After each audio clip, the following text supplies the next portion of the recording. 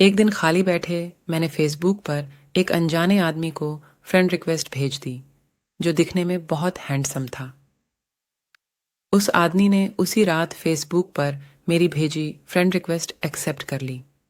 तुम्हें पता है कि तुम इस साड़ी में कितनी खूबसूरत लग रही हो, उसने मैसेज किया।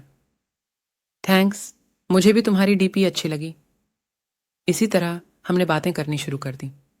मुझे पता था कि वह 39 साल का शादीशुदा आदमी है जो 2 बच्चों का बाप भी है। इन सब चीज़ों के बाद भी हमने अपनी बातें शुरू कर दी। इतना ही नहीं, हमने अपना नंबर भी एक दूसरे के साथ बदल लिया। देखते ही देखते हम एक दूसरे के करीब आ गए और एक दूसरे के बेस्ट फ्रेंड बन गए। फेसबुक पर हम एक दूसरे के साथ बहुत ज़्यादा बातें करने लगे और सोशल मीडिया पर ज़्यादा से ज़्यादा समय बिताने लगे। दूसरी ओर उस आदमी को लगने लगा कि हमारे करीब आने से, इतनी बातें करने से वह अपनी बीवी से दूर जा रहा है। वह अपने बच्चों के साथ दूसरे स्टेट में रहती थी। वह मुझसे बोलता था, अभी पता नहीं, मैं सारा दिन तुम्हारे बारे में ही सोचता रहता हूँ। मुझे अफसोस है इस बात पर। मैं नेचर से काफ़ी शर्मीली थी। मेरे काफ़ी अच्छे दोस्त भी थे, लेकिन मुहाफिज जैसा दोस्त होना काफ़ी स्पेशल था मेरे लिए। 1 महीने की चैटिंग के बाद हमने स्काइपिंग करना भी शुरू कर दिया। हम उस पर बातें कम और एक दूसरे को घंटों निहारा ज़्यादा करते थे। एक रात वह मेरे साथ वीडियो कॉल पर था।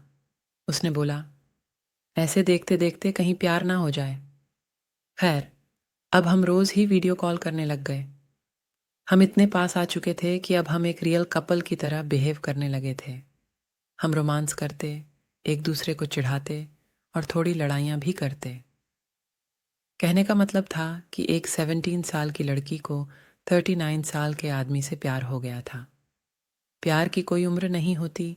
जिस तरह से प्यार की कोई उम्र नहीं होती, उसी तरह से हम दोनों को भी अपना रिश्ता बिल्कुल गलत नहीं लगा। हमें नहीं लगा कि हमने कुछ गलत काम किया है। जब उसकी बीवी आई, इसी दौरान इसकी बीवी और बच्चे इससे मिलने आए, पर वह फिर भी मुझसे बातें किया करता था। यहाँ तक कि वह अपनी बीवी के सामने भी मेरी कॉल उठा लेता था। उसी दौरान उसकी बीवी उस पर शक करने लगी, क्योंकि अब वह पहले जैसा बिल्कुल भी नहीं रहा। एक रात की बात थी जब ये दोनों बेड पर सेक्स के लिए गए। तभी इनके फ़ोन पर मैंने मैसेज और अपनी फ़ोटो भेजी। इनकी वाइफ ने उठ का फ़ोन जैसे ही खोला, मेरी फ़ोटो उन्हें दिखी। उसकी वाइफ ने कोई रिएक्शन नहीं दिया, बस मुहाफिज को ज़ोर का थप्पड़ मारा और रोने लगी। 3 दिनों के बाद वह घर छोड़कर चली गई। मुझे उसकी वाइफ के लिए काफ़ी बुरा लगा, इसलिए मैंने उससे कई दिनों तक बातचीत बंद कर दी। उसकी वाइफ के जाने के बाद हम फिर से मिले और हमने लॉन्ग ड्राइव पर जाने का प्लान बनाया। जब उसने मुझे प्रपोज किया, उसी शाम उसने मुझे प्रपोज किया, मुझे सिर्फ तुम ही चाहिए और कुछ नहीं। अपनी जवानी में मैं काफ़ी सारी लड़कियों से मिला, पर तुम ही एक ऐसी लड़की हो जिसने मेरा दिल चुराया है। वहाँ कुछ देर के लिए शांति छा गई। फिर उसने मुझे आई लव यू बोला। उसकी आंखों में आंसू थे। हम एक दूसरे को किस करना चाहते थे, गले लगना चाहते थे। मैं तुम्हें ब्लॉक कर रहा हूँ, दूसरे दिन मुझे एक मैसेज मिला जिसमें उसने लिखा था, हे डार्लिंग, आई लव यू, लेकिन मेरा परिवार भी है, मेरी कुछ ड्यूटीज़ भी हैं। यह मेरा तुमको आखिरी मैसेज है। मुझे प्लीज़ कॉल या टेक्स्ट मत करना। मैं तुम्हें ब्लॉक कर रहा हूँ। मुझे ऐसा लगा कि मानो मैं शादी के बाद विधवा बन गई हूँ। मैं बुरी तरह से टूट चुकी थी, काफ़ी परेशान थी। फिर लौटा। वो मेरी ज़िंदगी में 3 महीने बीत जाने के बाद मैं एक लड़के के साथ रिलेशनशिप में आई। एक दिन मेरे पास किसी दूसरे नंबर से मुहाफिज का मैसेज आया, बानी, इज़ दैट यू? प्लीज़ मेरी लाइफ में दोबारा वापस आ जाओ, मैं तुम्हारे बिना नहीं रह सकता। मैं समझ गई कि यह उसी का नंबर है और फूट फूट कर रोने लगी। 1 घंटे की चैटिंग के बाद मेरा दिल फिर से पिघलने लगा। मेरे बॉयफ्रेंड को इन सब चीज़ों के बारे में कुछ नहीं पता था। मैंने उससे सब कुछ छुपा कर रखा था। मैंने उस पूरी रात केवल मुहाफिज से बातें की। उसने मुझे घर पर लंच के लिए बुलाया। एक दिन मुहाफिज ने मुझे अपने घर पर लंच के लिए बुलाया था। मैंने हाँ कर दी और चली गई।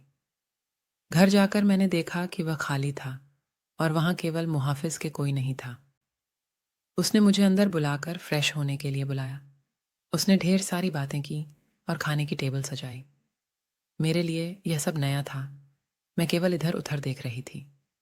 तभी अचानक मैं जैसे ही पीछे मुड़ी, उसके होंठ मेरे होंठों पर थे। हम एक दूसरे को किस करने लगे। मैं भूल गई वह कौन है और मेरी उम्र कितनी है। वह पहला टाइम था जब मैं किसी के साथ सेक्स कर रही थी, वो भी ये जाने कि हमने प्रोटेक्शन ली है या नहीं। अपने प्यार के नाम की वर्जिनिटी। तभी मुझे दर्द का एहसास हुआ और मैंने अपनी वर्जिनिटी उसे दे दी जिससे मैं बेहद प्यार करती थी। मैं उसी दर्द भरी हालत में घर वापस आ गई। दूसरे दिन मुझे काफ़ी अच्छा महसूस हो रहा था। अब मुझे पूरी तरह से एहसास हो चुका था कि वह मुझे कभी नहीं छोड़ेगा। प्यार का एहसास हुआ। अब मैं प्यार पाने के लिए इतनी ज़्यादा एक्साइटेड नहीं थी। वर्जिनिटी खोने के बाद मेरी सोच काफ़ी बदल गई। मैं एक औरत बन चुकी थी। उस दिन मुझे पता चल चुका था कि प्यार का असली मायना क्या होता है। एक दिन मैंने अपनी फीलिंग्स के बारे में मुहाफिज को बताया और बोला कि मुझे हमेशा के लिए छोड़ दे। उसने कहा कि कोशिश करेगा। धीरे धीरे मुहाफिज का नाम मेरी जिंदगी से मिटता चला गया। वह हमेशा रहेगा। मेरा पहला प्यार, मैंने उसका नंबर डिलीट कर दिया और उसने भी मुझे ब्लॉक कर दिया। मैंने फिर उसे कभी ट्रेस करने की नहीं सोची, लेकिन उसकी यादें आज भी मुझे डराती हैं। मैं खुश थी कि मैं इस अजीब से लगने वाले रिश्ते से बाहर आ गई, लेकिन आज भी वह आदमी मेरा पहला प्यार रहेगा। मैं भगवान से दुआ मांगती हूँ कि मुझे जब भी कोई दे तो वह एकदम मुहाफिज जैसा हो।